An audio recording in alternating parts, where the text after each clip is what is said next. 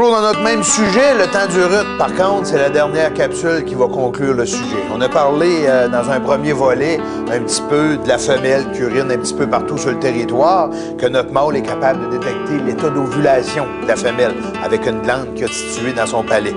Par la suite, on a parlé aussi des souilles. Monsieur fait ses souilles, creuse des trous, urine dedans. Dans un autre volet, on a parlé aussi de l'effet des souilles. Dans le fond, que c'est extraordinaire, mais ça ne dure pas même longtemps. Ça se volatilise très, très rapidement. On a parlé aussi des confrontations, mais là, on est rendu à la dernière étape, l'accouplement.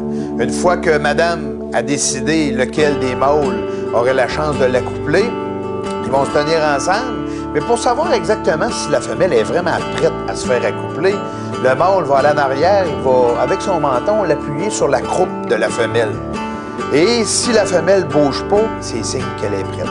Si elle n'est pas prête, elle va avancer 2-3 petits pas, puis souvent en émettant quelques petits cris. Mais si elle est prête, c'est là, dans le fond, qu'il va être capable de l'accoupler.